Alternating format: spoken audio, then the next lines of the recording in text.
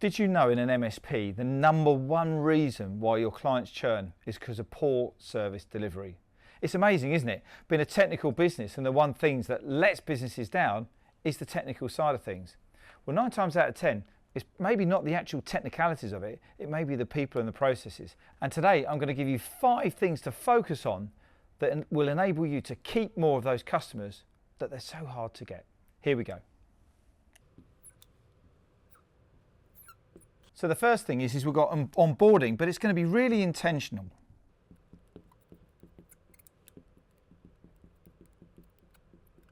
What I mean by that is that you're being really specific and bespoke to what the sales or the referral lead that came in, exactly what they want.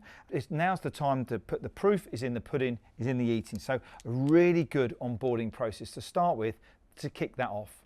The next one where a lot of people fall down is all about communicating proactively.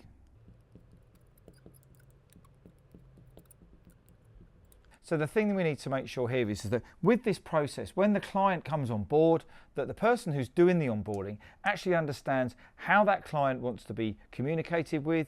You're ahead of the game in terms of the project plan, and someone's owning the plan for the whole onboarding process. Next up, I want to track SLAs. Within your process that the client's expecting, we want to make sure that someone's actually looking at what should be happening and when it should be happening, and making sure you've got that ownership, particularly if you need to go outside to, maybe the projects team or outside to a third-party vendor who's providing some services. Make sure that you're tracking those SLAs all the way through. This is all about first impressions. And finally, it's all around feedback and reviewing. The last one is around having feedback and reviewing.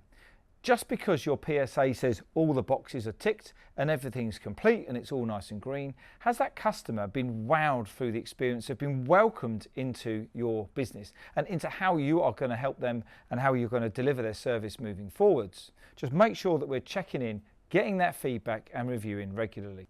So the one thing that underpins this all the way through is I want you to measure what matters.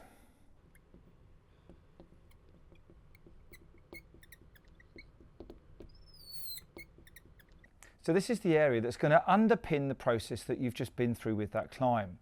I want you to make sure that you're measuring the areas that are going to move the needle in your customer retention. What are some of the things where customers are moving on? Why are they leaving you if they are leaving you? And making sure that all this data is going back in. We're looking at the data and understanding what that means.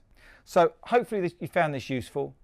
Making sure that you keep those customers that you've worked so hard to get for even longer than you want to is the most important part of building a profitable business, and one that works for you rather than you for it.